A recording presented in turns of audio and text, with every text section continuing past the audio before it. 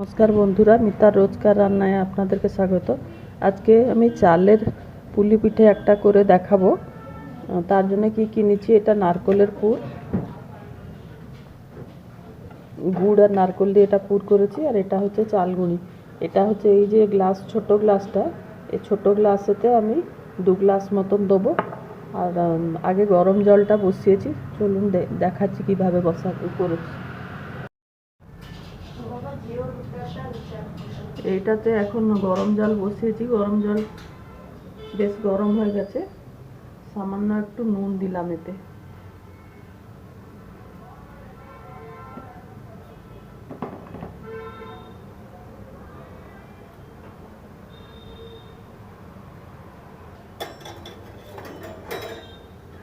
জলটা ফুটতে এসেছে, এবারে আস্তে আস্তে করে এই চাল গুঁড়িটাকে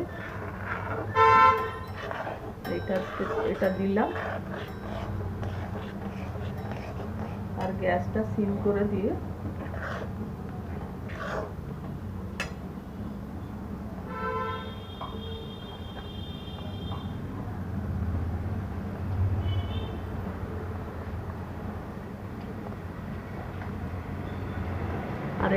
আরেকটু গুঁড়ো দিয়ে দিলাম। জলটা একটু বেশি লাগলো তো, তাই আরেকটু গুঁড়ো দিয়ে দিলাম। গ্যাসটা সিমে রেখেছি, একে মিশিয়ে নিয়ে এবারে গ্যাস বন্ধ করে একে ঢাকা দিয়ে 1 ঘন্টা রেখে দেবো। তারপরে আমি দেখাবো। চাল গুঁড়োটা একটু গরম জলেতে সেদ্ধ হয়ে যাবে, তারপরে আমি আপনাদেরকে দেখাবো। আমার এই ডোটা আমি করে রেখেছি চাল গুঁড়ো দিয়ে, যেটা এটা পুরো একটা খুব নরম নেই, খুব শক্তও নয়। এবারে এটাকে লেচি কেটে নেবো, তারপরে পিঠের শেপ দেবো, তখন করে দেখাবো। এই এত বড় বড় গোলা আমি করেছি, খুব বড় করিনি। এর ভেতরে এই নারকেলের পুর দিয়ে দিচ্ছি। নারকেলের পুর দিয়ে একে বন্ধ করে দিয়ে একে গোল করে দিয়ে আবার একটু চ্যাপটা চ্যাপটা করে দিচ্ছি। আর এই যে স্টিল জালিটা যেটা দেখাচ্ছি, এই স্টিল জালিতে একটু ব্রাশ করে দিয়েছি, তেল ব্রাশ করে দিয়ে আমি এর ওপরে সব পিঠেগুলোকে রেখে দেবো। আর একটা জায়গায় আমি গ্যাসেতে জল গরম করতে বসিয়েছি, ওই ডেকচির ওপরেই আমি এই পিঠের জায়গাটাকে বসিয়ে দেবো আর একটা ঢাকা দিয়ে দেবো। 10 মিনিটের ভেতরে ওটা সেদ্ধ হয়ে যাবে, তারপরে আমি দেখাবো। ফুটছে দেখুন। এবারে এই স্টিল জালিটাকে এর উপরে বসিয়ে দিলাম, আর এর উপরে একটা ঢাকা দিয়ে দেবো। 10 মিনিটের পরে এটা সেদ্ধ হয়ে থাকবে, তারপরে আমি দেখাবো। একটা জায়গায় আমি এটা 250 দুধ নিয়েছি, দুধটা একটু গরম হয়ে গেছে। এবারে আমি গুঁড়ো দুধ এতে এই হাতা করে প্রায় 1 হাতা মতন গুঁড়ো দুধ দিয়ে দিলাম, আর এটাকে ভালো করে মিশিয়ে দিচ্ছি।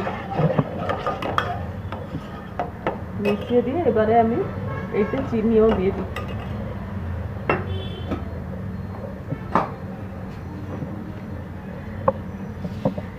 চিনি প্রায় 4-5 চামচ দিলাম, কেননা খেজুর গুড় একটু এতে দেবো। এটা একটু ঠান্ডা হবার পরে, এখন দিয়ে দিলে দুধটা কেটে যাবে। তারপরে আমি দেখাচ্ছি। এটা ঘন হয়ে যাবার, দুধটা প্রায় ঘন হয়ে এসছে, যেহেতু গুঁড়ো দুধ দিয়েছি বলে ঘন হয়ে গেছে। আর রঙটা দেখছেন কত সুন্দর হয়ে গেছে। আমি এখন খেজুর গুড় দিয়ে একে মিশিয়েছি। এবারে আমি একে গ্যাস বন্ধ করে দিচ্ছি। পিঠেটা হয়ে গেলে এই দুধটা একটু ঠান্ডা হবে, দুধটা ঘন হয়ে গেছে। আর আরেকটু 2-3 মিনিটের পরে আমি গ্যাস বন্ধ করে দেবো, তারপরে দেখাবো। আমার পুলি পিঠে রেডি হয়ে গেছে। এর ওপরে আমি ক্ষীরটাও দিয়ে দিচ্ছি। একবার আপনারাও এইভাবে করে খেয়ে দেখবেন, ভালো লাগলে আমার চ্যানেলটাকে লাইক, শেয়ার, সাবস্ক্রাইব করতে অনুরোধ করছি। ধন্যবাদ।